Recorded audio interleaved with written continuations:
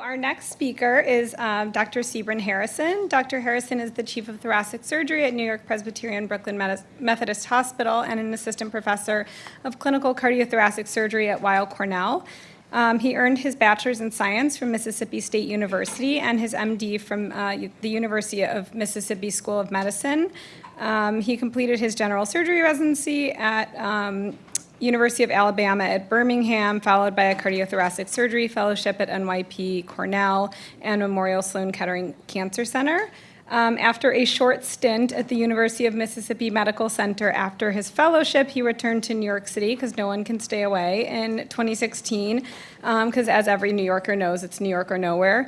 And Dr. Harrison serves on the executive committee of the New York Society of Thoracic Surgeons. He's an active member of the Society of Thoracic Surgeons International Association for the Study of Lung Cancer, Southern Thoracic Surgical Association, and American Society of Clinical Oncology. He's recognized as a dedicated teacher, surgeon, leader, innovator, and public servant who co-leads the thoracic disease management team at Weill Cornell and serves as the program director of the Weill Cornell Medicine Cardiothoracic Surgery Fellowship. He also remains the sole thoracic surgeon at the Underserved Community Multidisciplinary Clinic in Sunset Park, which he's been a part of since its inception in 2017. Since meeting and working with Dr. Harrison during my fellowship at Weill Cornell in 2018, I've been impressed by his unwavering dedication to his patients, his unique humility, especially unique for a surgeon. And so please join me in welcoming Dr. Sebron Harrison, who will describe surgical management of screen-detected lung nodules.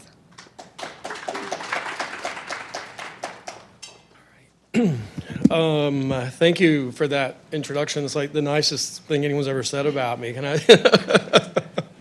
That was great. Thank you so much for having me here. It really is a pleasure to be here. I do love New York so much, and I think it's just it's a really neat opportunity and blessing to work in Brooklyn.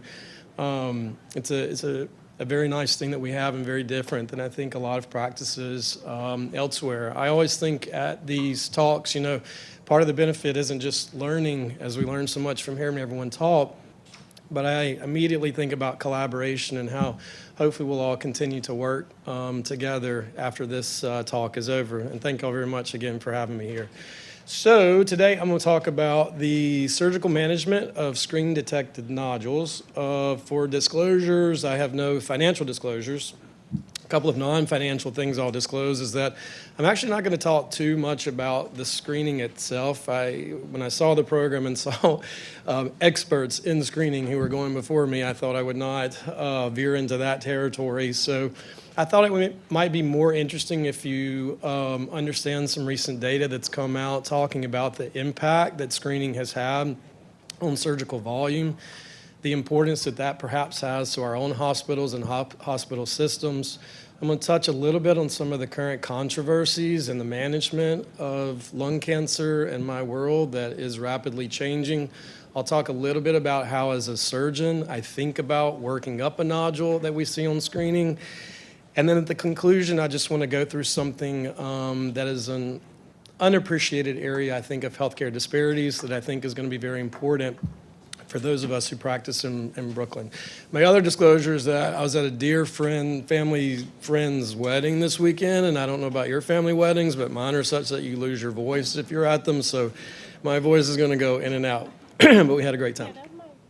So, again, I don't want to go too much into screening, but I want us always to come back to this slide. This is very high-level data from the American Cancer Society.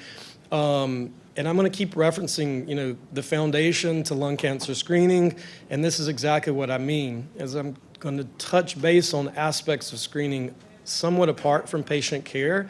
I never, ever want to veer from this slide right here as the foundation of why we screen.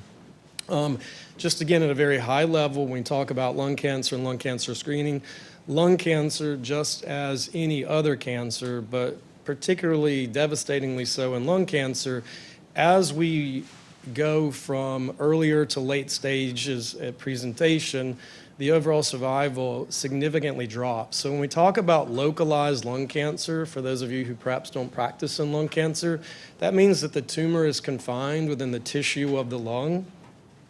If you go down to regional, That means that lung cancer is in the tissue of the lung, but also in the lymph nodes on the same side of the chest. So if you look at the 5-year survival right here, simply going from a tumor in the lung to a tumor in the lung and right around the lymph nodes, the 5-year survival is almost half. So that's why the importance of screening is that the earlier that we can diagnose the patients, the more patients we can hopefully cure. I also want to say that as I talk about surgery today, I'm primarily talking about the patients with localized disease. That's still considered the standard of care for a localized lung cancer. It's a lung resection. I'm going to go through kind of what I mean when I say lung resection, although clearly there are other treatments, stereotactic radiation, ablative techniques, more and more systemic treatments. But still, I think it's easy to say or safe to say that the vast majority of patients, standard of care for localized early stage disease of the lung is a lung resection. A couple of very prominent trials that came out that really speak directly to how a robust lung cancer screening program can impact the surgery at a hospital system. So first is in the Journal of Medicine. This is a Chinese study looking at a very, very busy Chinese hospital system that looked at a decade of lung cancer screening within their system. Again, as I'll say many times, always keeping it on that foundational level.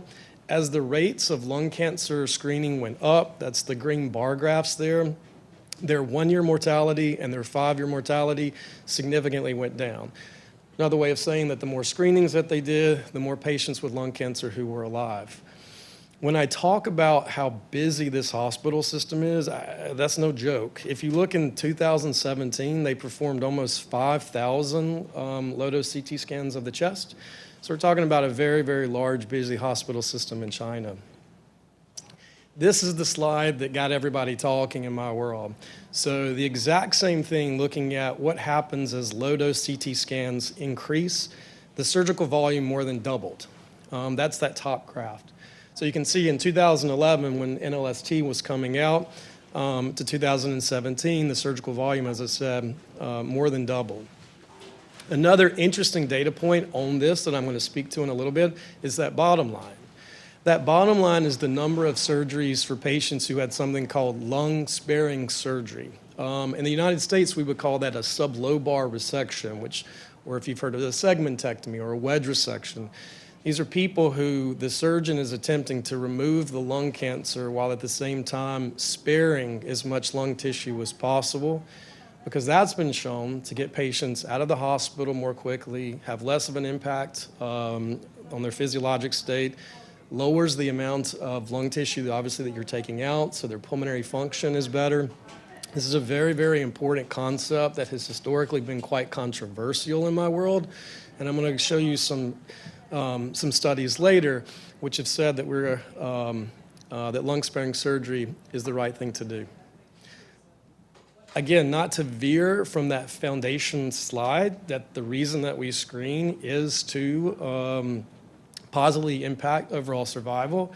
But I think a slide like this is important for us all to remember, because the contemporary practice in 2024, the reality that we live in, we are often called upon to either defend our services or to advocate for ourselves to our hospitals or hospital administrators about the services that we provide, for resources. And this is an excellent slide that shows that with a really robust screening program, you can significantly impact the number of lung surgeries that you do. It's usually a powerful argument to hospital administration. And lastly, I think this is just a cool slide.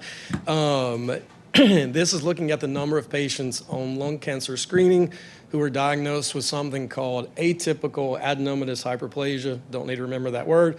AAH, or something called adenocarcinoma in situ, AIS. AAH is a pre-malignant lesion. AIS is a pre-invasive malignancy, so it's already a cancer. So these are either very, very, very early stage or pre-malignancy. It's fascinating that before the advent of lung cancer screening, you can see there were virtually 0 diagnoses of these. And now you can see how the numbers, although the actual numbers are not high, the rate of diagnosis is going up. These have excellent prognosis. Surgical resection results in about 100% cure rate. And so I think it'll be fascinating going forward. We see how many more of these have we not seen before to even get cancers not just at stage 1, but before they even reach that stage. A little bit closer to home, this is a group out of Cincinnati that also published in one of our hallmark thoracic surgery journals. It looked at a decade of outcomes, surgical outcomes in a screening program. Very, very fascinating study. Two things I want to point out here. One, their surgical outcomes were tremendous. They had a 5-year overall survival of 78.5%. Those are not numbers we can normally quote to patients. The other fascinating thing about this is that this is not just 78.5% of stage 1 lung cancers. This is all lung cancers who they ultimately operated on that were diagnosed on the screening. They did a very interesting thing. They compared lung cancers during the exact same period of time between those that were diagnosed on screening and those that were diagnosed, quote, incidentally, meaning they got a chest x-ray or a CAT scan looking for some other reason and were found to have lung cancer. The patients who were diagnosed at screening, even stage per stage, had superior outcomes compared to those that were incidentally found. Just an interesting tidbit. But here's the really, really interesting thing, I think. When they looked at those patients who had incidentally diagnosed lung cancer, over half of them would not have even met criteria for lung cancer screening. When it first started, you can see barely a third of patients who were diagnosed with cancer would not have even been screened because they would not have met criteria. This is important, and I'll mention this as we go forward, is because although we have a pretty good idea of who high-risk patients are, and we have a good idea of who those patients are that need to be screened, it's not perfect. And we're missing a lot of patients with lung cancer. And the very first thing that's going to be said once we get past the insurance coverage and all of that is, well, are you surgeons going to be inappropriately operating on people? Are you going to be putting patients through inappropriate procedures or high-risk procedures? So I think it's incumbent upon my world of surgery, if we can show that we can provide very, very good outcomes, low risks to the patient, we're going to have a stronger voice, I think, advocating for liberalizing or expanding the criteria for lung cancer screening going forward. So how do we manage a nodule that has been seen on lung cancer screening? My colleague, Dr. Keshava, just talked to you a little bit about the techniques that she and Dr. Sala use to biopsies through bronchoscopic techniques. And I want to talk to you a little bit, my perspective as a surgeon, how I think about lung nodules that we see on CAT scans. These are two of our patients who were diagnosed with lung cancer through lung cancer screening. And it's just important to note that, and I know my colleagues in radiology and pulmonology and others know this, that the wide anatomical differences between a stage 1 lung cancer. Both of these patients have stage 1 lung cancer. The patient on the right, oh shucks, I'm gonna mess that up. And I'm glad I said shucks. This CAT scan on the right, this nodule right here, I hope you can appreciate that that's a small nodule, and that's something that we would call on the periphery of the lung. When we take this patient to the operating room, we can usually see that nodule, and more importantly, we can feel that nodule. Because remember, if my goal is to take the nodule out and leave as much normal lung behind, it really helps for me to be able to feel it, so I'm not just willy-nilly blindly cutting out lung, hoping that I have the lung nodule. I hope you can appreciate how very different that is from this lesion on the left. This is also a stage 1 lung cancer, but I hope you can appreciate it's a bit more central. We're getting closer to the mediastinum, closer to the great vessels in the middle of the chest. That would not be a very easy patient to do a wedge resection on, and I can tell you, operating on this patient, we could not feel this nodule at the time of surgery, and I'll tell you how we handled it. Fortunately, since I knew I'd be following Dr. Keshava, everything that I'm saying in the next 2 slides is not is Dr. Keshava's off the hook for this one. So, because people are always wanting to know, well, what's the cost benefit of taking care of these nodules, right? Because when we hear about lung cancer screening and we hear about nodules and we say, well, are we driving up the cost because you guys see all these nodules and they're not going to be cancer and, all that sort of stuff. So we need to be cognizant of the costs. So this was a really cool study from Britain. It was an economic study that was structured in a way to compare how to handle basically this nodule on the right here. So what they did in their study was they were not looking at actual patient data or actual patient costs. They structured 3 strategies that they thought were the most common strategies to biopsy this. Number 1 strategy is having our colleagues in radiology, Dr. Keshava talked about this in her presentation. Our colleagues in radiology would have a CAT scan like this, and using this CAT scan, they would put a needle into this nodule right here and get a tissue diagnosis. That happens, patient does great, patient goes home. That's strategy number 1. Strategy number 2, Dr. Keshava alluded to, that one of the risk factors of that biopsy is that that needle has to go through normal lung. When you put a needle through normal lung, air escapes into the chest and you get something called a pneumothorax or a collapsed lung. That may mean not a big deal at all. That could mean that the patient needs to have a little tube that goes in to draw the air out. They set their strategy assuming that 99% of the time that happens and the patient needs a chest tube, the patient can go home the same day with a chest tube on the date that the patient has the biopsy. That was strategy 2. I'll get to that in a second. Strategy 3 is a surgery. So the patient would come in, day of surgery, go to the operating room, go to sleep, general anesthesia. We make 3 small incisions on the side. We go in with special cameras and instruments, feel that spot, take out that spot, send it to the pathologist who looks at it, calls us back in the operating room and says, this is cancer, this is not cancer. If they call us back and they say cancer, then we have to decide right then and there, have we treated that cancer with taking it out, or do we need to do more to do a formal cancer operation? What this group found was that when you compare those 3 arms, the practice of percutaneous lung biopsy had a cost savings basically related to surgical biopsy. So in other words, if we're just talking about cost, this paper advocated that these nodules should get a lung biopsy, a percutaneous biopsy, and not go directly to surgery. Fine. A couple of things I'd push back on this is that, 1, this did not take into account the cost of the ultimate treatment of the lung nodule. So if the patient had an IR or percutaneous biopsy of the nodule and gets cancer, that patient's still going to have to go to the operating room to have a cancer surgery. It didn't take that into account, whereas the surgeon can make the biopsy and the diagnosis and potentially treat in the same setting. The second thing is that I don't know about your practices, but our practice, I think, expecting a poor patient to come in, get a biopsy, get a pneumothorax, get a chest tube, have that chest tube taught how to manage that patient, and expect 99% of those patients to go home that day with a chest tube that they'll manage at home, that's not realistic in my practice. So only other thing that I would push back on this study. A surgery trial, perhaps trying to rebut this argument, looked at real-world data. So it looked at its own patients who actually had that nodule that I showed you, came in and got surgery for diagnosis and treatment versus those who had a percutaneous biopsy and ultimately had surgery after that. And long story short, what they found is that on the surgery arm, there was cost savings to that.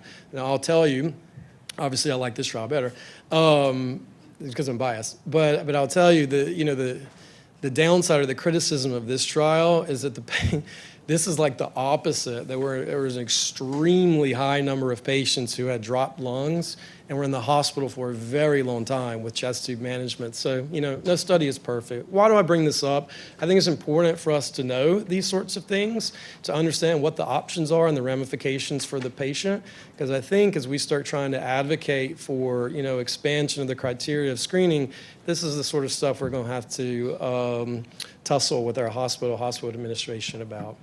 So how do we manage these two patients? Being very diplomatic, we did one of each here. The patient on the right went to the OR, had a surgical biopsy. This was a very, very small lung cancer. Our margins were wide and lung-sparing technique, and so therefore we stopped. We took some lymph nodes out. They were all negative. This patient's about a year out, and thank goodness is still cancer-free at a year. Patient on the left, I did not feel comfortable trying to do that because I thought this nodule was too central. This patient had an IR-guided or CT-guided biopsy, had a call of cancer. We took her to the operating room and we did lung-sparing surgery to take out the lung cancer. This day and age, the patient on the left would have gone to Dr. Saylor, Dr. Keshava, and had an interventional procedure that way because of the reasons that she presented earlier, much lower rates of pneumothorax and high accuracy rates.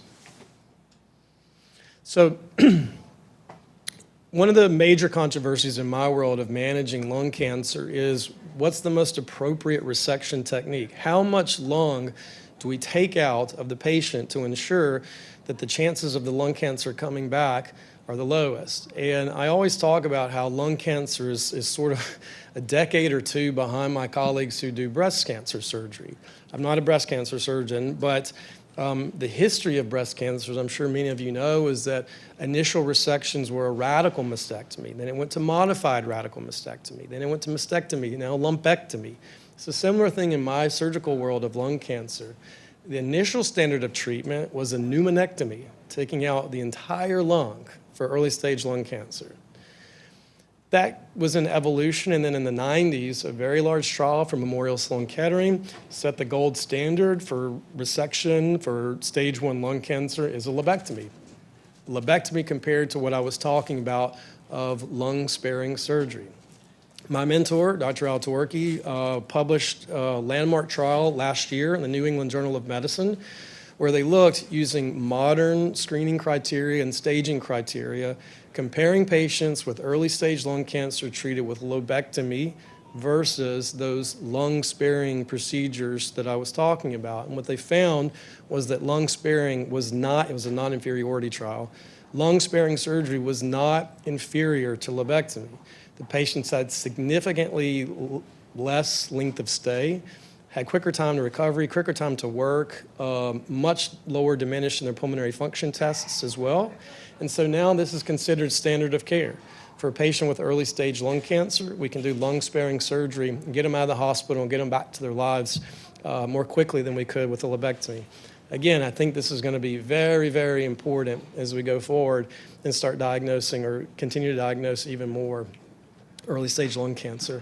And just another trial that was a Japanese trial was similarly looking at this, exact same findings. So we have both a US study and an international study as well. This is a multi-center trial that also was comparing lobectomy to lung-sparing surgery, and they saw the same thing, that there were no differences. And then just to kind of conclude talking about a point that's been mentioned prior when we talked about equality versus equity versus reality.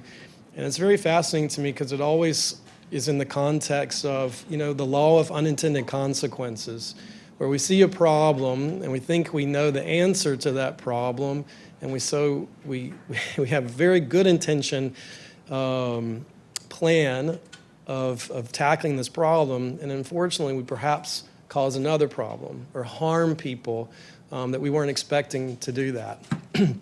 What do I mean by that? And why do I think that's very important for those of us who practice in Brooklyn? Well, about 25 years ago, in another landmark trial in the New England Journal of Medicine, there was a surgery trial that looked at surgical procedures that were considered to be exceptionally high-risk surgical procedures, or very, very complex. Those were coronary artery bypass grafting, open heart surgery. Those were the Whipple procedure to take out the pancreas and the duodenum, lung surgery, and esophageal surgery. And what that study showed was that in short-term outcomes, hospitals, not individual surgeons, hospitals that did low volumes of these surgeries had inferior outcomes compared to high-volume institutions. So of course, when people see that, they said, well, should we start restricting these complex surgeries to those hospitals that perform only certain levels of surgeries. There's precedent for that in the West. Some of you may know that Canada actually, about 15 to 20 years ago, regionalized the treatment of lung cancer by surgery. And essentially they did just that. They restricted lung cancer operations to those centers that were deemed high volume centers. A lot of momentum continued around this, and then in 2015, in another big trial that came out of the New England Journal of Medicine, an advocacy group known as the Leapfrog Group, which is a patient advocacy group that seeks to improve patient outcomes, particularly looking at hospital transparency for bad outcomes, so that patients have knowledge of the hospitals that they're walking into. There was a push at that time called Take the Volume Pledge, where it was hoping that institutions would voluntarily self-restrict themselves to certain complex procedures if they only did at a certain level of those procedures. In my world, for me, that would be lung surgery and esophageal surgery. Sounds great. So what's the downside of that? Well, we looked at that because we had some pause from that, and we're wondering about these unintended consequences. So we looked at a large healthcare database that was hospital-level volumes. So this is not, again, individual surgeon volumes, it's hospital-level volumes. And we looked to see, are there truly differences when you look at lung cancer surgeries and esophageal surgeries in these high-volume centers? And what we found was, yes, for those institutions which are at very low volume, their short-term and long-term outcomes were slightly inferior to those institutions that did high volume. However, and one of the other speakers alluded to this as well, but when we looked at the patients who were being operated on, disproportionately the patients at the low volume centers were the patients who suffer healthcare disparities. These were non-white patients. These were patients that didn't have English as their first language. These were patients who were self-pay or did not have private insurance. In this study, when we controlled for those factors, the differences completely went away. And there was no difference whether you were operated in a high-volume institution or a low-volume institution. What about surgeon volume? So is surgeon volume more important? And if you think about it, hospital volume can be a little sketchy, right? Because what if you have two surgeons and one surgeon does like a bazillion of something and one surgeon does one, okay? And you're walking into a high-volume center and you're being operated on by the surgeon who does one of whatever. So do surgeon volumes matter? So we looked at this. This is New York State database, so yours truly is filtered in there somewhere. So it was looking at high volume versus low volume surgeons. We compared this also looking at lung cancer resections, and we even separated it out by the different types of lung cancer resections that are done. It's really interesting. We saw the exact same thing. Yes, low volume surgeons had somewhat inferior outcomes compared to high volume surgeons, but they were in accord with what is stated as standard of care by our professional societies. But fascinatingly, it was the low volume surgeons who were operating on patients who suffer disparity of healthcare outcomes. So our concern in all of this, and I think it's important for people who practice in Brooklyn, that as we live in this era of practicing here where we see, hospitals that are being absorbed by large academic centers, many times centered in Manhattan, and all the good and all the benefit that comes with that, I think we can never lose sight of how much we impact our local communities, and good intentions of trying to improve outcomes can potentially harm, I think, patients who are already at risk of bad outcomes. And so I think we should be proud of what we offer to our communities and understand the gravity of that. So with that, I will conclude, and thank you very much. Yeah.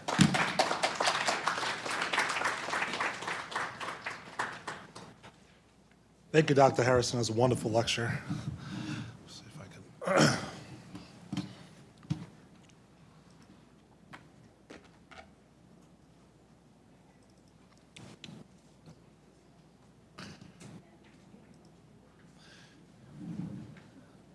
It's my pleasure to introduce you to Ms. Jody Steinhardt. Ms. Steinhardt received her Master of Public Health from Hunter College, and I've known her for a very long time, since when she was the director with a very successful community-based lung cancer screening program at Maimonides here in Brooklyn. In this capacity, she had extensive responsibility, including recruitment of eligible patients and developing outreach and marketing materials. As a matter of fact, I met her at a lung cancer screening seminar she coordinated at the Diker Golf Club many years ago. Since 2022, she has served as Assistant Director for Lung Cancer Screening Program for the overall New York City Health and Hospitals Corporation, where she's instrumental in setting up programs throughout the entire system, like Bellevue and Kings County across the street. In this position, she created the nurse practitioner, navigated job description, assists with development of workflows, and assists with the identification and vetting vendors for the tracking software needed to make sure patients don't sort of fall through the cracks. So I can't think of a better person to give us a lecture. Lessons learned, the importance of navigation and care coordination. Thank you. Thank you. Talking after so many great presentations today, and in the midst of an eclipse, we got to do this better next time in terms of timing and an eclipse and other like wonderful things happening. So lessons learned. I have no disclosures. So I'm not going to go through the overview of lung cancer screening because we've already heard it 6 times today. But what I want to bring out is that in hearing it today from several different people, clearly there are a lot of moving parts when it comes to lung cancer screening. Lung cancer screening is unlike any other cancer screening. If you think about mammo, right? It's a gender and an age. If you think about prostate, it's a gender and an age. Colon cancer screening, it's all genders and an age. Lung cancer screening, it's an age range. It's whether or not the person has a tobacco history. It's the current state of the tobacco history. Are they still using tobacco, or did they stop using it? And depending on whose criteria you're looking at, depends on whether or not you ask them, when did you stop smoking? And it's a pack year history, which nobody knows how to calculate effectively. Nobody. And this is not just a Brooklyn issue. This is a worldwide issue, all right? Because when you're talking about a pack year history, I call it the art of the interview, right? If you ask somebody, are you still smoking? Yes. How much are you smoking? Oh, I'm smoking 3 cigarettes a day. How many years have you been smoking? Well, I've been smoking for 30 years.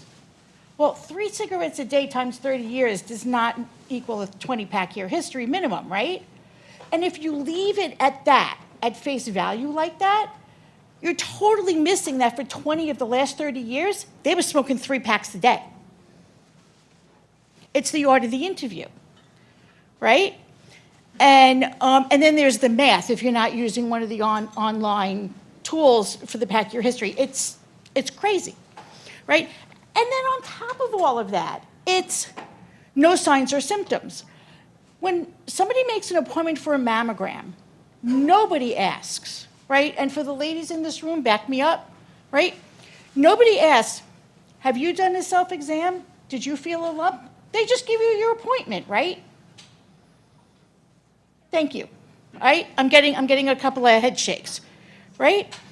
When a man goes for a prostate screening, nobody says to him, are you getting up 6 times in the middle of the night and dribbling, trying to pee? Those aren't questions that are asked. Lung cancer screening? Are you coughing? Did your cough change? Are you coughing up blood? Do you have fatigue? What kind of fatigue? And it's a whole thing because no signs or symptoms of underlying lung cancer. And then on top of that, it's, have you had a chest CT in the last 12 months? So lung screening is unlike any other cancer screening. Lots and lots of moving parts. So we're just going to go through these because we've already done these. The navigator is the glue that keeps all of those moving parts stuck together. So that way, things can happen as seamlessly as they can. I'm not going to say that the navigator is going to guarantee seamless, because there's no guarantees in life, except, as my grandmother always said, death and taxes. But the navigator really does pull everything together and really reduces the chances that someone will fall through the cracks.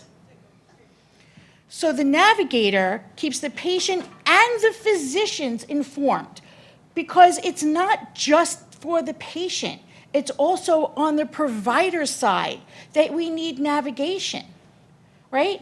Aware and engaged, thereby reducing the possibility of patients or findings being lost to follow-up. A lot of what I do, and a lot of my perspective where I come from as a health educator, is either based on personal experience or things that I've seen happen with family and friends. And I'm going to give you a perfect example of falling through the cracks, all right, which has nothing to do with lung screening, but it has to do with the way that I approach lung screening. My dad passed away January 1st of 2003. In 2014, my mom was diagnosed with early stage breast cancer. She hadn't had a mammogram in 11 years. Nobody caught it. Until finally, her PCP, her new PCP, looked and said, "You need to go for a mammogram." My mom was in her early 70s when that happened. Nobody caught that she hadn't gone for a mammogram in 11 years until that new PCP. Right? That's where a navigator comes into lung cancer screening. It is so important to have a dedicated navigator, not a navigator from your cancer center. You have to have a dedicated navigator just for lung cancer. Whether you want that person to only do the screening piece, or you want that person to take your patients from screening to treatment. Because like I said, there are so many moving parts. And it's all about the relationship. And I cannot stress enough about the relationship. So you have your ordering provider, and then you have your patient, and then you have radiology. At its core, lung screening is a radiology initiative. Without the scan, we have nothing, right? So you can have, depending on how your facility is set up, you can have lung screening programs that are living in radiology. You can have them living in pulmonology. You can have them living in thoracic surgery. One of our facilities, their navigator, their screening program is living in primary care, right? But radiology has to be the foundation. Because as I said, without the scan, we have nothing. Then we have pulmonary and thoracic surgery, because they're part of the team, obviously, right? Did we hear from a pulmonologist today? I don't think so. Yes. We did? Okay. Oh, I'm sorry. Okay, and then there's oncology, right? Because if you have, at some point, oncology needs to be in this mix, right? And palliative care. I actually love the model of palliative care coming in at diagnosis. A lot of people misunderstand palliative, and they think that palliative is hospice, end-of-life care. It's not. Palliative care at diagnosis helps people deal with the fact that they have a diagnosis. And it actually improves adherence to treatment. And not just for the patient, but also for the family and supportive people in their lives. Okay, so this is all the people that are involved in lung cancer, from screening to treatment, right? In the middle, you've got the navigator. The navigator is making sure that everybody is talking to everybody else and that everybody knows what's going on. So I happen to be a fan of the navigation-centric model in lung cancer screening. What it is everything goes through the navigator, right? Navigators provide the one-on-one hand-holding that makes people feel cared for. Now, all of us lived through COVID, right? For those of you who were actively involved in lung cancer screening during COVID, I have to think that just like the program I was involved with at the time, your screening program got shut down, right? My program got shut down for 3 months. And, thinking that, who knew it was going to be a 3-year thing? We thought it was going to be a short-lived thing, right? And so we shut it down in March of 2020, and we started scheduling people in June of 2020, the end of June. Well, this thing wasn't over in June of 2020, but we had to start bringing people back. There was already evidence that was published that with a 6-week delay in follow-up lung cancer screening, they were already seeing changes in stages of diagnosis. So it was like, no, we can't do this. We got to, we got to open up again. I can tell you, people didn't want to come. I was at Maimonides at the time. Maimonides has a cancer center that is about a mile away from the main campus. And I said to all of the people that we were calling, I was like, don't worry about it. We kept that facility fairly COVID-free because people were coming for their chemo and their radiation. And I will be there. Oh. And I'm not doing this to say, oh, Jody, I'm just giving an example about the hand-holding. Right? They were, oh, you're going to be there that day? Yeah, okay. And Maimonides finished 2020 at 97% of the 2019 volume. And that was with no new patients from March through December. Okay, it's all about the relationship. If you take nothing else away from this, from my talk today, walk away with it's all about the relationship. So who can be a navigator? Because there are a lot of different ways that people can be navigators, right? It could be a clinician, an NP, a PA. Our program at Health and Hospitals is NPs and PAs. As I said, nurse practitioner, physician assistant. It could be a health educator. I was the navigator at my previous program. I'm not a clinician. I have no clinical license. It could be a community health worker. I love the idea of using community health workers to be navigators. Actually, as we were talking about primary care earlier before lunch, I was thinking, darn, we should have navigation teams with a clinician, be it an MD, a DO, or a NP or a PA, and a CHW. Because in talking, all that we were talking about this morning with disparity and communities and populations, and we have to talk about culture, right? Because that's some of the disparity. We kind of sort of maybe touched on stigma, but we didn't really talk about stigma. Stigma is huge in lung cancer and lung cancer screening. A community health worker, how many people here are familiar with what community health workers are? Okay. Community health workers are people who are trained to be, it's a form of health education, right? But they're from the community and they work in their own community. So they understand how the community works, right? They understand the culture of the community. They speak the language. They are leaders in the community. They're seen as people who are respected. Their word holds weight. It would be wonderful to have a team with some type of clinician, health educator, and a community health worker. Or social worker. I'm sorry, social workers really shouldn't be at the bottom of the list, but I just clicked. There are clinical duties and non-clinical duties for the navigator. So the non-clinical duties, reviewing orders for accuracy. You mentioned the CPT and the ICD-10 codes. This is such a mess. I cannot begin to tell you what a mess this is. So many people use that Z12.2. The claim doesn't get paid. right? I review for all of our facilities. Sometimes what happens is they just take the diagnoses from the visit and they stick it onto the lung screening order.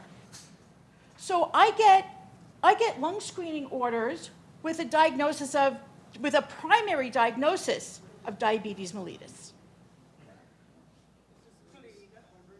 No, the claim's not getting paid. CMS is very clear. Those F17.02, that has to be the primary code. They're very clear. But there's only so much we could automate in an EMR, right? The navigator knows this. The navigator is not going to let an order that has a primary diagnosis code of diabetes get through. The navigator is not going to let an order that has a string of diagnosis codes, and one of them is cough. Not for a screening. Person's symptomatic. It's not a screening anymore. Right? These are the kinds of things that happen. You have a question?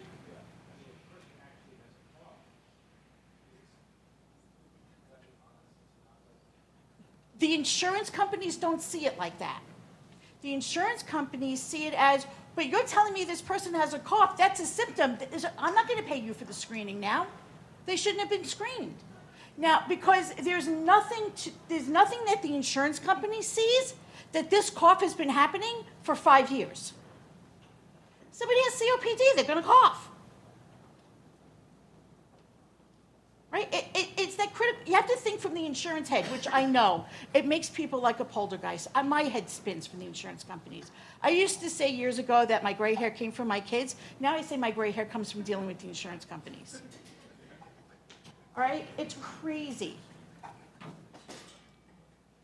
You have to ensure that referred people meet eligibility. You said so many of the primary care physicians don't know the criteria. So you get people who, and again, the pack year history thing, it's not calculated correctly.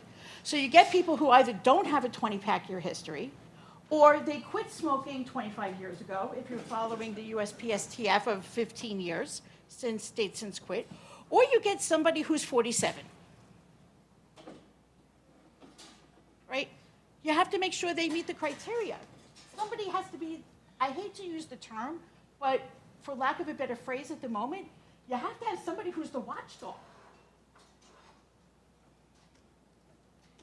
Track the patients. So many moving parts. It's the order. It's did they come in? It's did they get scheduled? Did they come in? Did they get their results?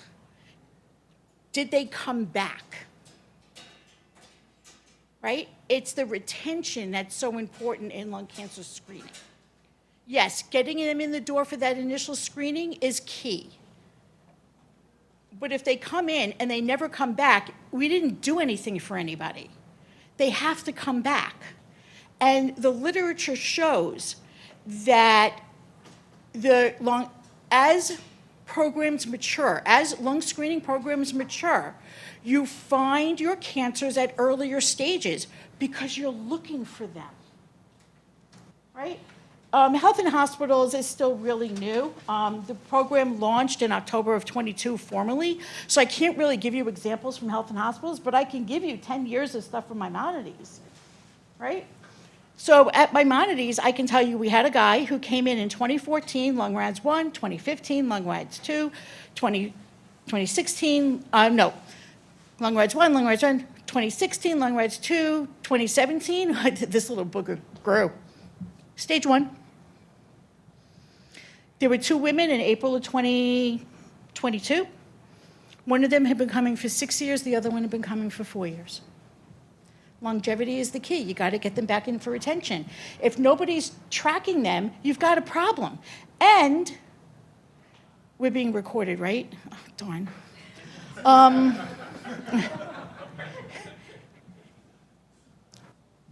If you're not tracking your patients, you're asking a knock from the door from the courts. It's liability. Because if you lose them and then they show up with advanced stage disease, who's going to be blamed? You got to really keep that in mind. So it's the tracking of the lung rads, right?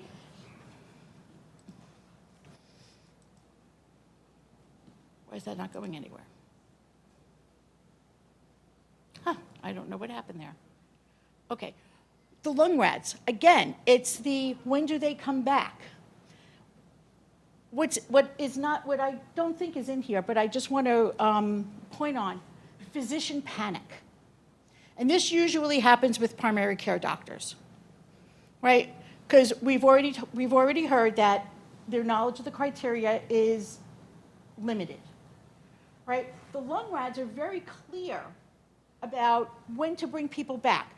I don't know, I don't think it was explained this morning, but the lung rads are not based on the number of nodules. It's based on size and appearance. So you could have somebody who has 20 nodules and they can still be a lung rads 2, come back in a year. You could have somebody who has 1 nodule that says, oh, we got to get this person to diagnostics now. All right? So if physicians aren't aware or comfortable with the idea that their patients have nodules, they panic. And they go, oh my God, oh my God, oh my God. I had a physician once call me up. Their patient had a 2-millimeter ditzel. It's a lung rads 2, come back in a year. And he sent his person for a bone scan because he panicked, right? That doesn't help retention if the physician panics. The navigator can calm the physician, especially if the navigator has a clinical license. Navigator can calm the physician and say, wait a minute, there's plenty of evidence to show lung rads, this is what lung rads means, this is what lung rads does. It's okay. I'll make sure that your patient comes back. Don't worry. Because we all know that in the 15 minutes that the primary care doctor has to talk to the patients, they can only get so far. Okay, other findings. There's something called S findings, which I think I talked to later, but it has to do with significant other findings, because when you do a CT of the chest, you don't just see the lungs, you see the heart, you see part of the liver, you see part of the thyroid. I don't think you see kidney. It doesn't go down that far. But a little bit of the kidney. So, yeah. And retention. And also to communicate with radiology. Right? There's got to be communication with radiology. Like I said, radiology is the foundation of this. In terms of scheduling. And it could be either scheduling the initial or the annual. It could be scheduling the short-term follow-up. It could be scheduling the IR. Right? Communicate with the multidisciplinary care team. Every screening program should have what they call MDTs, multidisciplinary teams, right? Which are made up of all the people that I showed you before with the navigator in the middle. The navigator, because the navigator knows this person, because they spend time with them, they talk to them, they can add value to the conversation that doesn't show up in a test. They add value in terms of this guy, he's like so nervous, and we got to get him now because otherwise he's a flight risk. Or this lady has so many other complications, and we have to keep this in mind. Even, we were talking about social determinants of health earlier, right?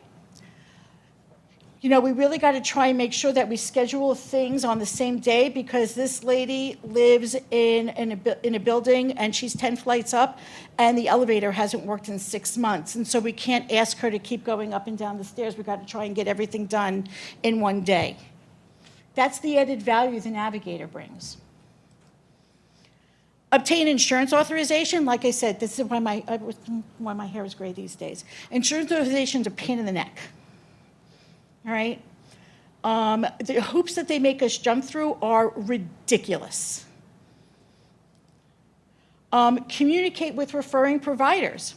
So let me ask you, in terms of primary care,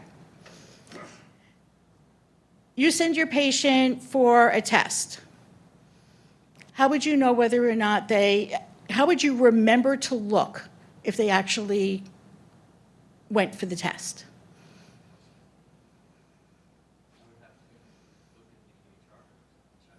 And so you would need some kind of a tickler system to remind you to look in the EHR for the test result, right? That's not happening, right? Realistically, that's not happening. The navigator lets the provider know whether or not their patient showed up, whether or not their patient had to be rescheduled 4 times, whether or not the patient refused. If they're making the assumption the patient did come in, yay, making sure that the ordering physician gets the result. Yeah, they're going to get the radiology report, but the radiology report looks like everything else, and it's on the, I'm still thinking printouts. It's probably not printed out anymore. It's on the desk. You look through it fast, but a report from the screening program looks different. And it also reminds the ordering provider that the screening program has got it covered, and it's okay. And I'm not going to let go because I'm still the physician of record, but I don't have to hold on so tight. And I can do other things that are relevant to taking care of my patients. And provide reports for administration, which is huge, because administration has to know what you're doing. Because unfortunately, in this country, healthcare is a business. And so administration wants to know what you're doing and how well you're performing. And along with that is tracking the revenue, because unfortunately, in this country, healthcare is a business. The clinical duties are writing orders for the lung cancer screening low-dose CT scan. And I really do encourage this because, as I said, the navigator isn't going to make a mistake on the CPT or the ICD-10 code. Shared decision-making. I was at a conference from Rescue Lung, Rescue Life, which is up in Massachusetts, in late October. And there was a presentation there that said that they found that a shared decision-making counseling visit had to be conducted 2 to 3 times before the patient actually got it. 15 minutes a primary care doctor has to discuss everything that you came in for. Shared decision-making takes maybe 2 of those minutes. They're not getting it in 2 minutes, especially if there's cultural differences, there are language differences, there are other things, whether there are physical impairments of hearing loss or sight loss, right? People don't understand medical jargon, right? And we do. We tend to speak in medical jargon because it's our business. But the average person doesn't understand medical jargon, and translating it into everyday lay language is not easy, especially on the fly if you're not used to doing it. The navigator, that's what they do. Whether they're an NP or PA or a community health worker, that's what they do. They know how to speak to people. Smoking cessation counseling. We really didn't talk about this at all today. Now, I'm not saying that people have to stop smoking. I mean, it would be great if people stopped smoking, but we're not going to tell them you have to stop smoking, but we have to at least have the conversation. My take on it is that if you're doing a lung cancer screening program and you're not going to talk about smoking cessation with your screening participants, why are you having a screening program? I'm not saying you have to get them all to quit, but you have to have the conversation. And I've had people who have come up to me forthright and say to me, I'm not giving up my cigarettes. And my answer to them was, who said anything about giving up your cigarettes? Right? And then I knew, don't bother having the conversation because it wasn't going to go anywhere. But then there were other people who got it and they did stop smoking. So you have to have the conversation. The navigator could write the orders for medications as long as they're licensed to do so. They can review the scans. Many NPs, PAs, they know how to read the scans. They can review them. They can deliver the results to the patients with a phone call. Like I said when I first started this talk, a lot of what I do and a lot of my perspective comes from my personal experience or things that I've seen happen with family and friends. I'm a September birthday. The year I turned 40, I went for my mammogram. It was the Friday of Labor Day weekend. I was working for a nonprofit, so I got off early. I got home. There was an envelope in the mail from the neighborhood radiology place I went for my mammogram. And it was a checkoff sheet that said, we saw something, you need further evaluation. And all of my health education went out the door, and I became the patient who potentially had breast cancer with 2 small children. And I panicked. And I went nuts. And somehow or another, I got myself an appointment with a breast radiologist in Manhattan, right, for 8 a.m. on Tuesday morning. And my husband and I go into the city, 8 a.m. Tuesday because Monday's Labor Day. And they say to me, I'm giving away my age here. They said to me, where are the films? And I went, Ubda. And they said to me, well, where's the report? And I went, Ubda. Because in my panic, I never thought it through, and I went there with nothing. And so I was able to get the report faxed, but that doesn't do much good, right? So there I was, next thing I knew, getting another mammogram and whatever. Thank God it turned out to be nothing. But I would never do that to anyone. When I first started in lung screening 11 years ago, I said, I will never, ever send someone a letter in the mail if there's a finding that needs follow-up. It's too scary. You don't do that to people. You don't build trust like that. And provide peer-to-peer for insurance authorizations, which if any of you have ever done it, you know that it's a pain in the neck, and God bless. So more broadly, what the navigator can do is the outreach, both for patients and providers. Creation and dissemination of brochures, flyers, posters and signage, forums, health fairs, and symposia and grand rounds, which is how I met Steve Waite. So that's the navigation for the scan, for the screening piece. But there's other things that go on. So there's care coordination beyond the scan. The S findings, which I had spoken about a little bit. The ACR, the American College of Radiology, defines S findings as significant or potentially significant not related to lung cancer.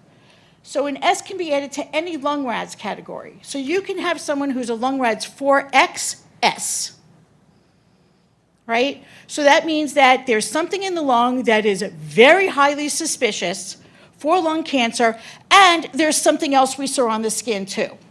Be it a liver lesion, be it an aneurysm type thing going on, right? You could also have a lung RADS 1, which means there's no nodules in the lung, and you could have a lung RADS 1S.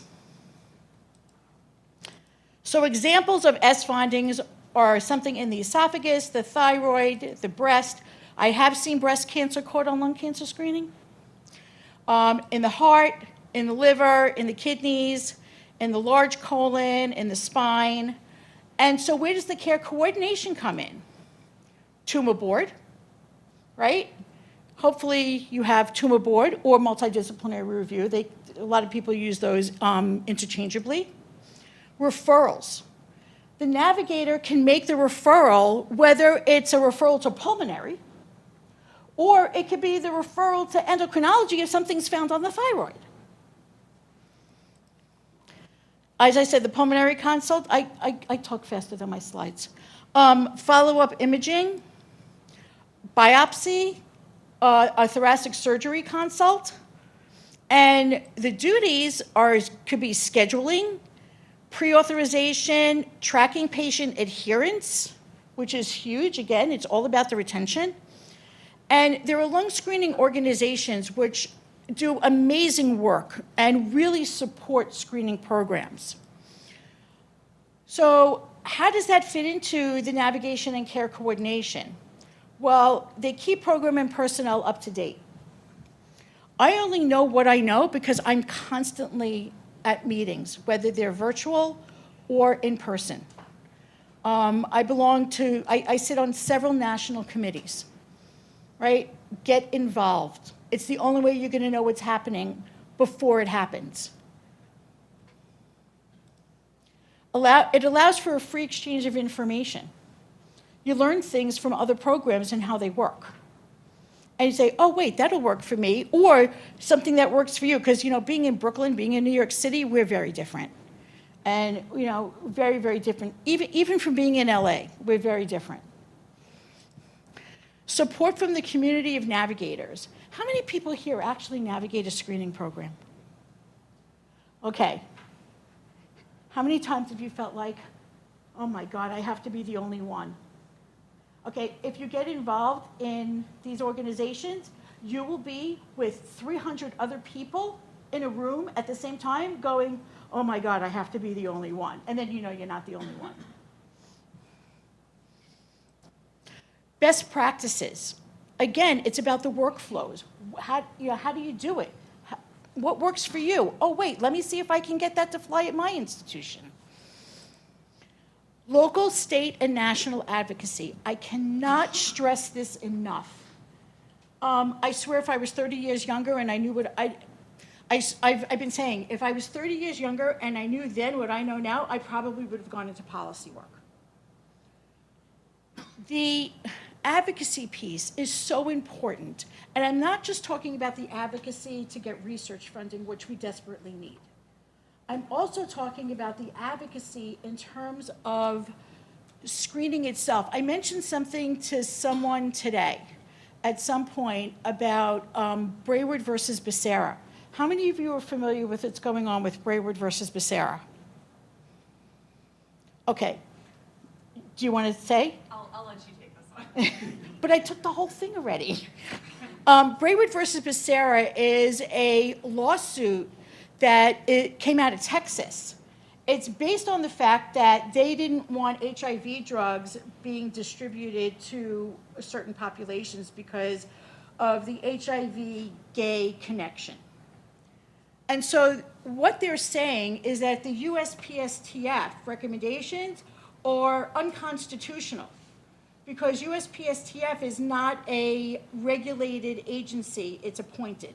It's not, nobody's been elected to do USPSTF. And so all of the USPSTF recommendations from 2010 and later are basically in danger of being on the chopping block. Lung cancer screening falls in there, right? Mammo doesn't because Mammo was before 2010, right? This was on the news. This is still pending. Right now there's a stay. How long that stay will last is anybody's guess. This will probably end up in the Supreme Court. Okay? I don't know what your politics are. I don't care what your politics are. It doesn't matter to me whether you are a Trumpster or you're a Biden person or you don't like either of them, or I don't care. It's not my business. The only thing I can really strongly encourage all of you is no matter what your politics and who you're going to vote for in November, you have to pay attention. Because it affects what you do every single day in your work. I guarantee it.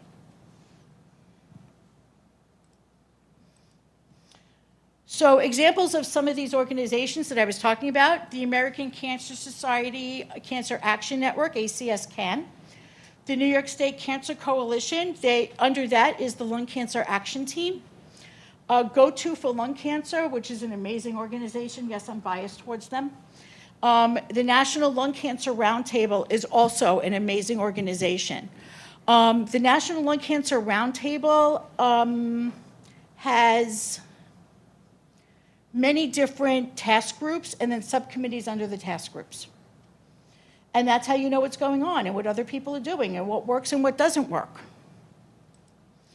So the impact of the navigator: patient awareness and education, provider awareness, appropriate referrals, timely referral to diagnostic procedures and other services, and high program retention. And the navigator role in non-lung findings is informing the ordering provider of the S findings, because again, if the ordering provider doesn't know what the S finding is, they may not know what to do with it when they see it on the report. facilitate referral to the appropriate service, and in conclusion, navigators increase referrals, they improve retention, they provide education and awareness to both patients and providers, act as a liaison between departments, and are the glue that holds programs together. And these are the references if anybody is interested. Thank you.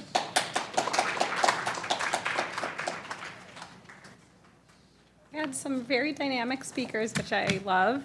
Thank you, Jody. So Dr. Phillips unfortunately had an emergency, so cannot make it. So we have a change to our regular scheduled programming. So Brooke O'Neill, who is one of the lead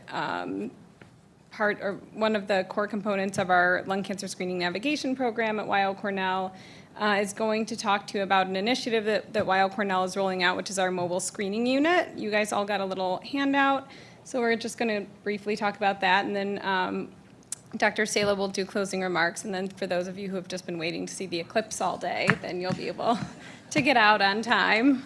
So thank you so much. And I think it's so ironic that a group of people who are not elected, who are actually appointed, are going to decide whether or not this organization that is also not elected but appointed is constitutional. So very interesting. Hello, everyone. So Lauren, thank you for the introduction, and everybody please bear with me as this is completely impromptu. So I'm Brooke O'Neill. I'm a nurse by training and have been at Weill Cornell Medicine's lung cancer screening program for over 10 years. And I wanted to start by saying thank you to all of our speakers today, and a special thank you to Jody. You brought the navigation challenges and importance to life for us today, and I live and breathe this every day, and you just did a great job of just advocating for what needs to happen. So thank you very much. So prior to the lunch break, I awkwardly slipped some flyers onto your tables just to sort of share this project that is really near and dear to my heart and finally happening this summer to share our mobile CT program that we are launching in New York City. So you can see a picture here. We have a 40-foot vehicle. It kind of looks like a Winnebago, so it's not a tractor trailer. This is something that we actually can drive through New York City, much like the Mammo vans do, and park it with a SAPO permit on the city streets and bring this into the community. There are a lot of states that have rural areas that are reached by mobile CT units, but this will be the first in an urban environment. And there are actually tons of imaging centers in New York City, so why do we need a mobile unit here, you might say? And it's, from my perspective, and what we're trying to create is this is not just about the unit. This is about the lung cancer screening navigation program and building relationships with our communities. And Jody used the term, this is all about relationships. It's about with our relationships with our leaders, our elected officials. It is with community-based organizations. It's with clinics. It's with community members, with affordable housing areas. It is about building relationships that last. So the unit, is intended not just to show up once, say, hey, we scanned you, and never see you again, right? This is about coming into communities on a regular basis. We're thinking at least every 3 months per site because that's the shortest term sort of lung RADS follow-up. There can be like a 1 month follow-up for some potential infectious findings, but at the very least coming back every 3 months so that patients can get their follow-up done on the unit. Our program also is ensuring that patients are offered tobacco treatment counseling. Jody, thank you again. I'm just going to keep preaching that. I'm actually a tobacco treatment counselor myself. Our NPs are all trained in this, and it is not about telling patients that they need to quit smoking, but it's about starting that motivational interviewing conversation. And we see many patients that have come back annually over time be more and more open to the conversation. I also think, and I could go down a rabbit hole on this, I promise I won't too terribly, but sometimes when patients get findings, it doesn't just have to be a lung RADS incident or a lung RADS nodule. Maybe it's the coronary artery calcifications, maybe it's emphysema, but the findings on a scan can be hugely teachable moments to help motivate people towards quitting smoking. So just something to keep in mind as you all speak with your patients about this. So, a lot of patients might not say they're ready to quit on year 1, but maybe year 2 or 3, they come back and they say, all right, Brooke, let's have a conversation. So we just keep at it, right? So the idea here, and if you look at the back of this pager, is that we're hoping to bring this unit to places in community like federally qualified health centers, like health fairs, like affordable housing areas, things like that, just places where people congregate in the city. We're really focusing on Brooklyn and Queens to start out with. That doesn't mean that Staten Island is off the table. We all know that that's a hot spot that we need to frequent too. Really anywhere in the New York City area, we just happen to have really strong connections with our Brooklyn Methodist partners and our New York Presbyterian Queens partners, so we're really starting there. And we're hoping to link up with individuals that have relationships in the community to hopefully get some people to call us up, do the shared decision-making over the phone, over video visits with our nurse practitioners, such that they are booked, their pre-authorizations are done. All of those navigation hurdles have already been addressed by the time our unit is on site. Not to say we can't do walk-ins, but it's just a little bit more challenging with lung screening because of all the hoops. We can do about 30 scans a day on our mobile unit. That's about our max right now. It comes back to home base to charge overnight, but we don't need a plug-in or anything. And then the patients, whenever possible, will get a phone call the same day, depending on how quickly Dr. Groner is reading our scans and our other radiologist workloads. But that's important, right? We want to build that relationship with individuals as well, so they keep coming back and hand them off to providers in a very strategic way, following lung rads, et cetera, in their local community. So we're partnering with our referring providers at our partner hospitals, but also hospitals that patients are already tapped into. We're not trying to take them out of their networks. So it's all about collaboration. I would say if there's a call to action from today, if you all are interested in hearing more, my information is on the back of this flyer, so please reach out. Any and all ideas, we have experience. We did a pilot at Metro Tech Center right on at the eve of COVID in 2019 into 2020. So we learned a lot, screening about 200 patients over a 2-month period during that, but we still have a lot to learn. That's why we're here, right, to learn from each other, to collaborate, and make an impact. The stat that I always use, and I popped on the front of this one pager, is that 6.2% uptake for eligible individuals in the state of New York is just abysmal, and every person here I know wants to make a difference on that, and this is one way that we hope will take off.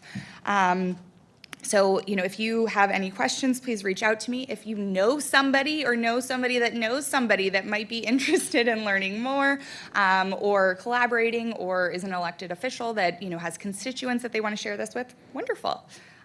Any questions before I sit down? Yes, Jody? I'm sure, and we need to talk.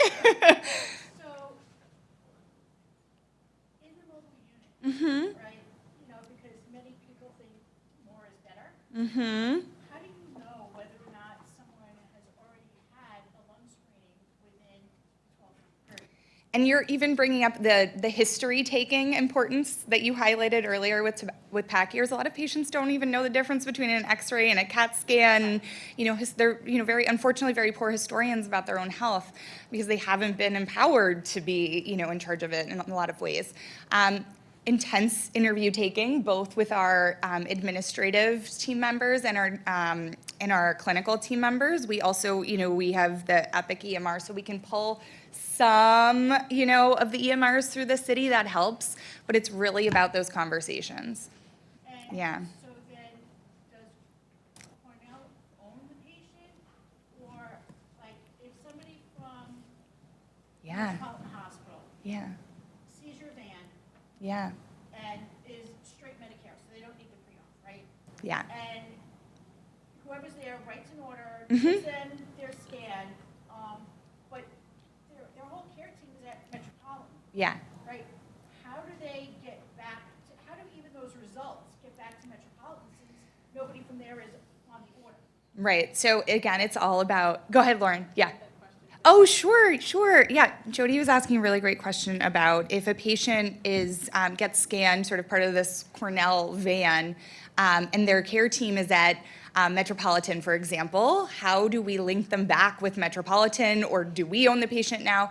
And again, we're not trying to steal patients here. That's not good for anybody. We're trying to ensure equitable care. So if the patient, in many cases, they want to return to Metropolitan, right? We will get their signature to be allowed to send results, but also the images, right? Making sure that you get the discs, making sure that this is a closed loop handoff. Our nurse practitioners are involved so they can have those conversations with the care team. We do have a multidisciplinary review that we do with our clinical team members all through Epic, so it can be done really quickly. So we want to give you at Metropolitan, right, or the providers at Metropolitan, that review as well. So it's all about making sure we get that history. We are working really closely, and I think our primary referral pathway will be through a lot of the federally qualified health centers. So back through that PCP, we can electronically route a lot of that, but we want to get images because they'll need comparisons. All of those things are pointing out, and it's tricky. And I hope that EMRs can continue. Here's my little plug right on policy. And I know everybody agrees, right? We hope that we can continue to collaborate much better than we currently do, for sure. Okay, thank you, everyone. Brooke, for the impromptu presentation. So my last introduction is a tad long because there are just too many things to say about Dr. Sala, but I am honored to introduce my friend and colleague, Dr. Anthony Sala. He is an attending physician in internal medicine and pulmonary critical care at New York Presbyterian Brooklyn Methodist Hospital and an assistant professor of medicine at Weill Cornell. He earned his bachelor's in science and biology from SUNY Downstate, did I get that right, I think? And his MD from St. George's University School of Medicine, where he graduated valedictorian of his class, very impressive. He is the program director of the Pulmonary and Critical Care Medicine Fellowship at New York Presbyterian Brooklyn Methodist. He is also the director of the Respiratory Care Unit, the associate director of interventional pulmonology, and a highly regarded physician and teacher, serving as a clinical instructor and internal medicine preceptor at St. George's University, as well as the clinical instructor at New York College of Osteopathic Medicine. He was awarded the Distinguished Chest Educator Award multiple times by the American College of Chest Physicians, and also received the Lewis S. Pilcher Award for his outstanding service, or outstanding years of service to New York Presbyterian Brooklyn Methodist in 2020.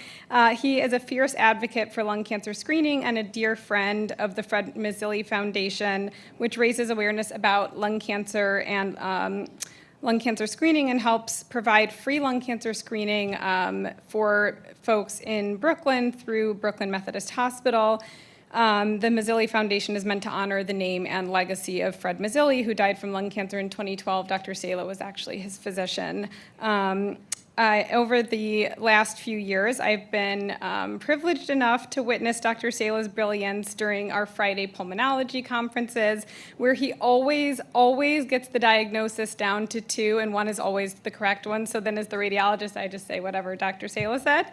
And he is a co-investigator on our recently funded community-engaged research study focusing on improving awareness and uptake of lung cancer screening, and utilizing lung cancer screening or low-dose CT to detect cardiovascular disease and lung cancer early in at-risk populations. So please give a warm welcome to my friend and colleague and Brooklyn native, Dr. Sala.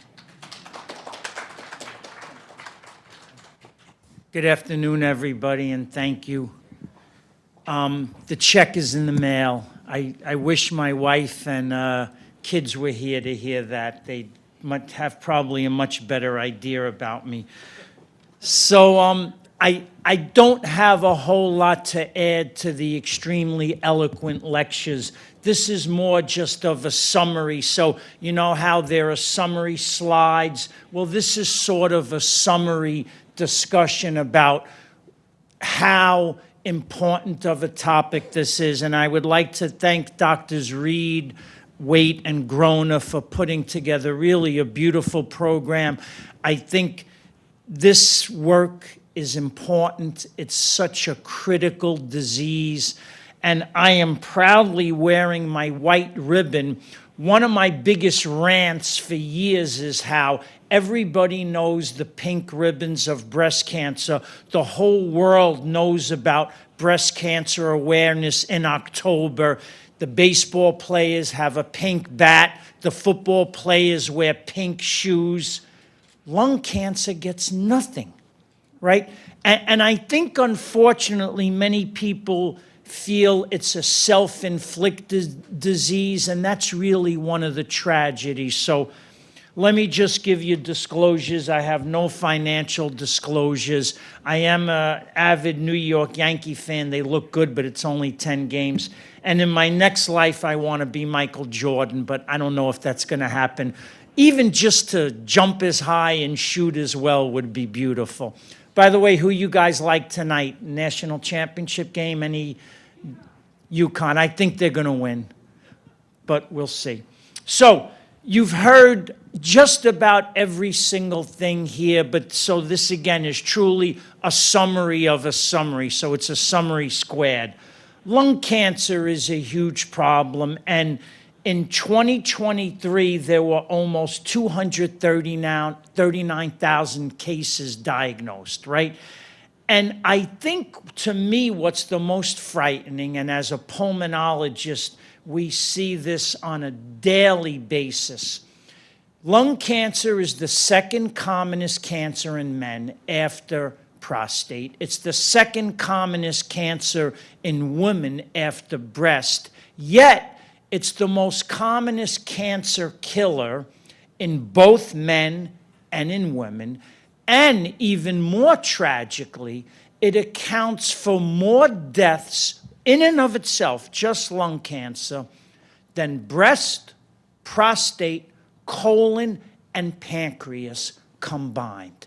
So I think that should give you a great idea as to the scope of this problem, and really how, if we don't get moving soon, we're going to be left behind. So you've seen this. This is from the American Lung Association most recent presentation. And doctors, my colleagues, Dr. Keshava and Dr. Harrison, beautifully described this. And this is why screening is so important.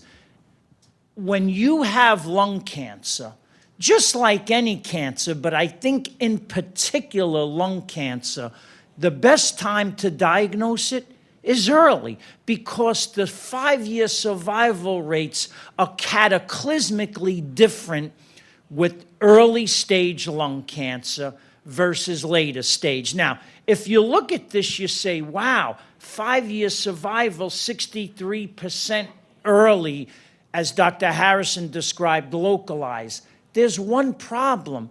That represents, I don't want to say an infinitesimal, but a relatively small amount of lung cancer patients. Only 27% are diagnosed so early. This is why screening in underserved populations is absolutely critical, and without it, these numbers will never improve. Now, I will tell you that the 5-year survival of lung cancer over the past few years has improved slightly. For years, it was locked in at 14 to 16%, for years. And now, over the past 5 years, probably on a multifactorial basis, certainly lung cancer screening, we're getting a little more early stage, although we haven't yet even gotten to the tip of the iceberg. And we have now more therapies for later stage lung cancer, right? With personalized medicine now, we're getting people with stage 4 lung cancer who may have an EGFR mutation or may have a PD-L1 mutation who are living longer. So we're starting to gain some steam, but we have a really long way to go. So if you look at people who are diagnosed with lung cancer, more than 70% are diagnosed either with advanced stage, which is the worst, or even they have local, regional spread to lymph nodes. And without a doubt, the most important factor in diagnosing and treating lung cancer is the stage, right? And as Dr. Keshava so eloquently described in her lecture, TTNA certainly has a role in lung cancer. It can get you the diagnosis of peripheral nodules, but it doesn't stage the mediastinum. The single most important prognostic driving factor is what's their stage. And the way you're going to make their stage is to do a sort of one-stop shopping. Get a robotic or a radial EBUS bronchoscopy. Get a conventional EBUS to stage the mediastinum and potentially get cured of. So this is, I think, in the future what we're looking at. So again, this was from the American Lung Association, and I think, and some of these lectures today were phenomenal, and someone quoted Dr. King, what's inequity?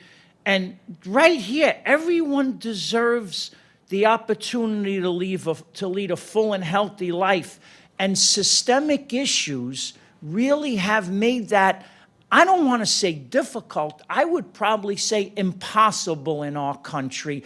And unless we all get better, that's going to stay the same. And that, I think, is something we all have to do better at. And one way or another, most of this data was discussed earlier. Black individuals with lung cancer, 15% less likely to be diagnosed early. That's a problem. 19% less likely to get surgical treatment, another problem. 11% more likely to get no treatment whatsoever, right? And 16% less likely in their 5-year survivals, right? So to me, if you look at those numbers, they're staggering, right? And they're frightening. And I think particularly here in Brooklyn, which is a melting pot of the world, right? I think when Brooklyn was invented, the world was just shook up and thrown here, right? So we have everything here, and as you could tell from my accent, which both of my daughters abhor my Brooklyn accent. They make fun of me, but as you could hear, I'm pretty hardcore Brooklyn for my whole life. Well, this is the perfect place, Brooklyn, to now start to make strides with this, right? Downstate Medical Center, when I was a resident in Methodist, and I did my residency in Methodist, it was a bastion of clinical activity.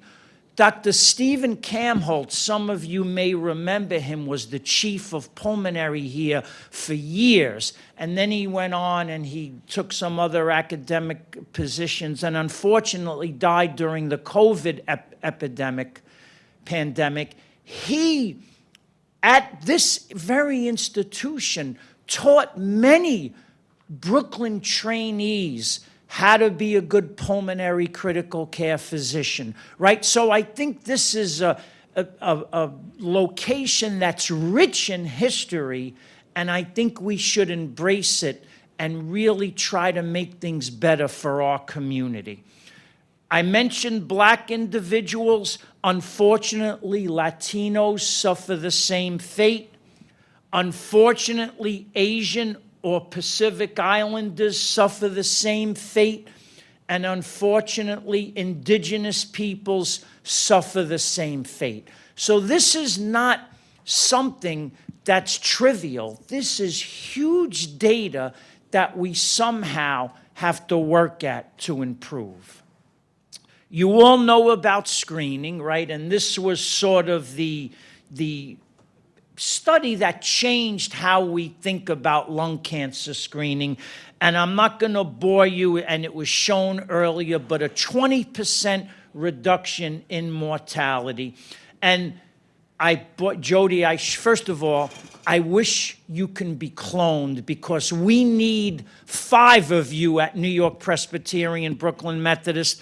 I want to thank you not only for your great lecture, but for the enthusiasm and energy. And I only wish we had someone like you. So thank you for enriching us with all that you do. I was so impressed by everything you discussed.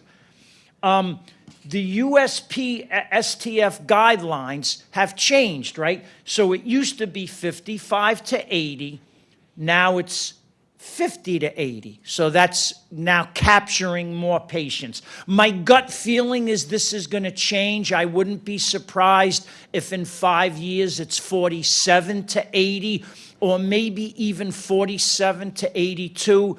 Jody, I just told Dr. Keshava, I'm a lung doctor. I only see lung patients. I'm intimately involved in screening. The other day, I sent an 81-year-old for a lung cancer screening test, and they were denied. First of all, I was flabbergasted that that went over me, and I think that points that navigators are thinking just about that. I'm thinking about the interstitial lung disease they may have, and the fact that their FEV1 is 600 cc's, and if we diagnose them, what are they a candidate for? We need navigation to funnel and to put that incredible energy into holding patients' hands and holding their families' hands and talking them through it. I don't know how it is about here, but at our institution, we, the physicians, are the navigators, right? And while our intent is good, our best intentions are there, we quite honestly don't have the time to be navigators, right? So I think this is a huge issue that has to be addressed. And this whole pack year history, you have to be a detective, right? You really have to ask them. So many of them are slick. They'll say, oh, I smoke 4 cigarettes a day now. And I say, great, how long you been smoking 4 cigarettes a day? Oh, for about 5 years, maybe 7 years. If you stop, you're cooked. Then you say, well, what did you smoke previously? I used to smoke more. How much? Oh, I did about 5 packs a day for 50 years, you know. And then you have like a 400-pack-year history of smoking. So you really must do your work and get a really good history from these patients. So finally, I want to talk a little about our screening, and Dr. Grona so graciously mentioned the Fred Mazzilli lung cancer screening. So Fred Mazzilli was the brother of a famous baseball player. Some of you may remember him, although he played in the 80s, Lee Mazzilli. He played for both the New York Yankees and the New York Mets. He was a great player, and when Fred died of lung cancer, Fred had metastatic lung cancer. He lived about a year. The Mazzilli family was happy with the care he received at our institution and subsequently said, well, what can we do to help? So we have made this Fred Mazzilli lung cancer screening, and the Mazzilli family, and they have a big yearly fundraiser at Yankee Stadium, which is a lot of fun. Dr. Grona was lucky enough to go 1 year with us, and hopefully we can get many more of you.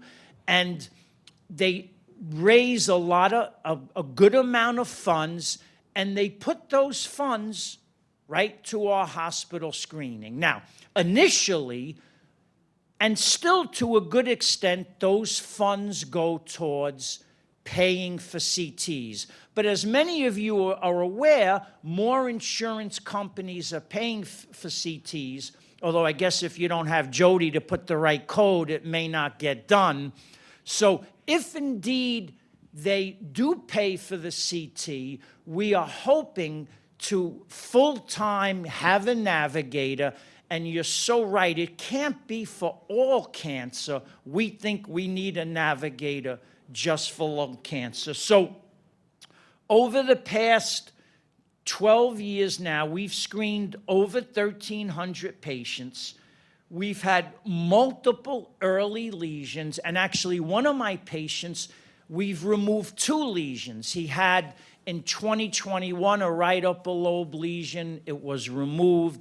We followed. He had a left upper lobe lesion. We didn't remove it.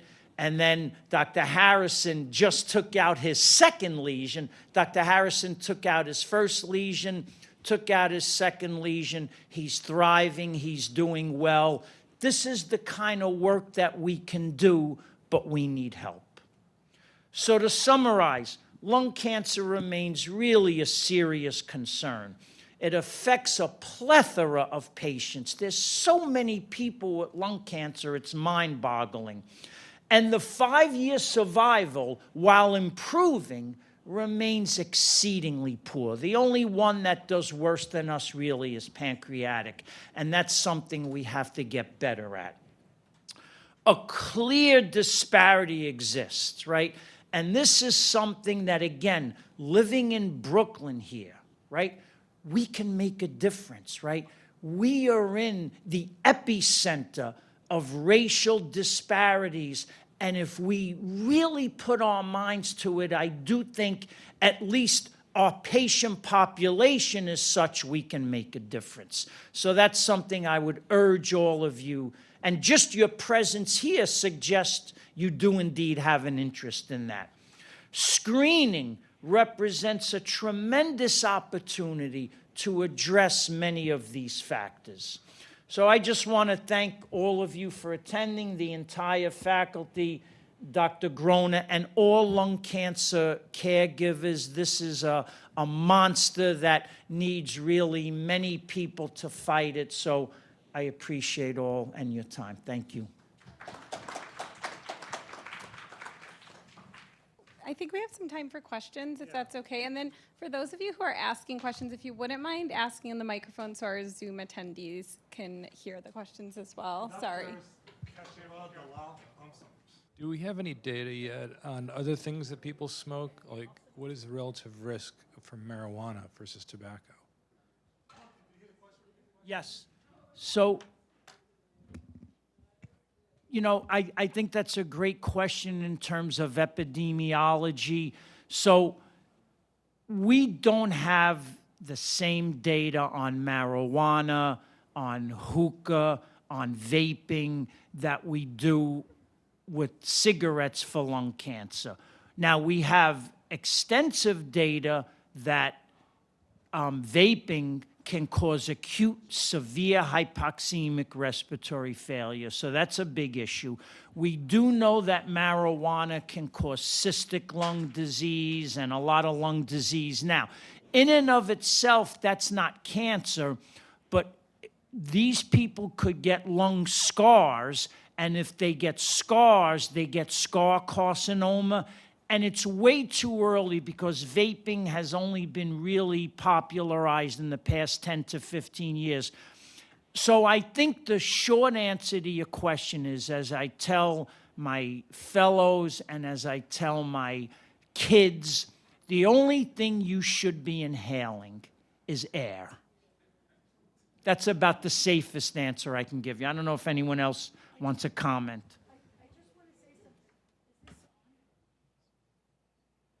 Okay, great. So I mentioned in my talk about the importance of advocacy and policy. This whole thing with marijuana and vaping speaks directly to the policy and advocacy stuff that we all really need to have a hand in. Marijuana is not regulated. We have no idea what's in it. All of these smoke shops that are showing up and all of these dispensaries, we have no idea what is in what they're selling because it's not regulated. And so there's no really good way for us to even start thinking about what possible harms can be done, other than the fact that if you're smoking it, you're inhaling acrid smoke. We just don't know. And so there needs to be a very heavy policy push to get this stuff regulated. There was legislation that was supposed to come due in 2022 to regulate vaping. I don't know what happened with that, with COVID. I haven't heard anything that it actually came through to fruition. And the people that I've asked have not been able to find out. So my gut says that it somehow or another got lost in the COVID cloud. But again, all the vaping stuff is not regulated. So, you know, the vaping liquids they come in a set of 5 vials, right? And there's nicotine in them. Well, because it's not regulated, the amount of nicotine in vial 1 can be drastically different than the nicotine in vial 5. And we just don't know. So my understanding with vaping is, so they have regulated Juul, and that's basically it. And I mean, really in every vape, you'll find the same ingredients, which is propylene glycol, vegetable glycerin, THC, and/or nicotine, and then the flavorants can be variable. The problem with a lot of these devices, the nicotine, as you said, is very high. It's like 5%, which is the equivalent of smoking 8 cigarettes, like taking a hit of 8 cigarettes at once. So it's a lot of nicotine, and a lot of these are flavored, so they're highly addictive. And then the other part of it is a lot of the temperature is not regulated. So the combustion temperatures, they say there's not combustion, but if you think about it, most of the anatomy of a vape is like a combustible substance that's soaked in these liquid components, and then there's a coil that's heated. And the temperatures do exceed combustion temperatures of propylene glycol and vegetable glycerin, so theoretically there are potentially combustion products in these vapes. I've read basically all the literature there is to read about vaping. It's not, I don't think it's better than smoking. I don't know if it's worse. I think we don't know the natural history of like whether it's going to cause more inflammation that will lead to fibrosis versus, you know, lung cancer earlier. I think it's going to lead to all of the same things. My guess is the reason why it's not regulated is because these tobacco companies have a lot of money, and there's not enough data yet, according to the FDA, to regulate it. But, you know, it's probably an excuse. I mean, tobacco's still legal, and we've known since the 1950s that it's caused lung cancer. So anyways, that's all I know about vaping. Yeah. First of all, thank you for your wonderful lectures. I have a general question, which has to do with you presented a very huge problem. It's just impressive how much lung cancer there is. And it doesn't seem to me that there's a proportionate reaction from the state level to solve the problem. So I just wanted your comments. In other words, they should be reacting and say, whoa, we have this problem. What can we do to make the navigators, you know, work easier, maybe the coding easier, so that, you know, when you see the request that says lung screening, maybe you shouldn't even be worried about what else is there. It should just go through and then you can verify. What is the state, how is the state reacting to this very important problem? It's called stigma. It's the stigma of lung cancer. So the state doesn't want to do anything about it? Most people don't want to do anything about it. I mean, you said something about the white ribbon, right? Yeah. Think about it. Who gives a crap about I'm a Brooklyn girl. I'm sorry. All right? Who gives a crap about a white ribbon? Who knows what a white ribbon is? White doesn't mean anything. In the Asian culture, white is the color of death. Hello, lung cancer? What? It's crazy. It's crazy. Right? To any sane person, it's nuts. And it's all, I shouldn't say all, but it is heavily based in stigma. If you say to somebody, I have breast cancer, the reaction is, I'm really sorry to hear that. If you say to somebody, I have colon cancer, the answer is, I wish you well. If you say to somebody, I have lung cancer, the answer is, you're a smoker? Yeah, that is such a great point. And as I mentioned, I think the vast majority of people feel it's a self-inflicted disease, right? And I think that's been a terrible deterrent to state, federal funding, because if you go proportionally, right, it is the most really tragically underserved disease, right? People are dying in droves of lung cancer, but yet not a lot is happening. So I think you're right. What I don't know, and maybe you guys, how do you fix it? I have no idea how to fix it. I think there's a huge opportunity for the state health department to be involved in lung cancer screening. I mean, there are, depends on who the commissioner is, what their priorities are. But you know, if they put a task force together to come up with an action plan for New York State, for example, it can be done. Other states have made strides in improving screening and addressing smoking-related harms. So I think this is just an opportunity area for our legislative leaders and other state leaders.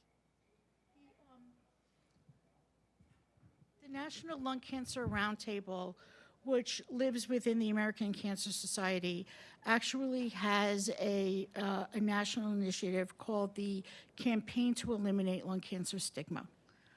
So if you look up NLCRT, National Lung Cancer Roundtable.org, you can find what has been done already in that campaign and what it is that they are looking to do in the future. But again, this is getting involved. Advocacy, advocacy doesn't always mean federal or state elected officials. Advocacy also is getting involved in organizations that can change and really kind of pave the road for best practice and for a change in practice and change in attitude. The stigma thing is a change in attitude, and we all know that that takes a very, very, very long time. I also think that, and you guys will know this more than me, there's some fascinating statistic that if you can prevent a person from starting to smoke, I think by like their early 20s, then the chances of them picking up cigarettes later on in life is incredibly, incredibly low. And so I think, one thing working at that level, we should always remember that, I think, with young people. But then the other thing, then you think about it on the flip side, someone who's 60 who is smoking, this is a major part of their day and their life. And the way that I tell about patients in my own way to try to eliminate stigma is I love coffee. I drink like a gallon of it a day. And if someone suddenly if coffee drinking had the stigma, that's just such a comfortable aspect of my life. That's something that I've had so many wonderful experiences around and all of that. If it was a comparable thing to cigarette smoking, I can absolutely understand how it is, how difficult it is for some of these people to stop smoking at that point. So I think also improved access in terms of what Cornell is doing with their mobile unit, and if something like that does take off, and I'm sure there'll be other comers into the field as well. I'm hoping improved access will also increase lung cancer screening, so early detection of cancers may also help with this. This is a follow-up question between the interventional piece and then the surgical piece. Are there instances in which you have to go to surgery directly, or it has to always be a diagnostic through interventional before the surgical piece? I think, as Dr. Saylor was saying on his shoot, I messed this up, didn't I? No. You're good. Okay. So for us, it's part of, just as we think with all cancers, is diagnosing, staging, and treat, and the treatment is predicated upon the stage. And so there are times where, so if we talk about disease that's localized to the lung, that patient gets surgery. If we think that there's been spread to the lymph nodes, that patient does not usually get surgery up front. They usually get treated with some systemic treatment, chemotherapy, immunotherapy, targeted therapy, something like that. What Dr. Saylor and Dr. Keshva are able to do is not only to diagnose the index lesion, the lesion of concern, but if there was any concern about spread to the lymph nodes, they're able to stage the lymph nodes at the same time. So they do one procedure, and we both know what the tumor is and can know the stage of it as well. Now, there are those times where, based upon your radiographic imaging and the size of the lesion, the odds of there being spread to the lymph nodes are so low that we all in conference decide maybe not put that patient through the mediastinal staging, and perhaps that's someone who I would just take to the operating room for a surgical biopsy. That's a good point to bring up that, we, like other institutions represented here, we have this multidisciplinary tumor board. We have it tomorrow morning, if I recall correctly, that we'll present our new cases, and all of us together, will come up with what we think is the best plan for the patient and then proceed from there. I keep messing up this microphone.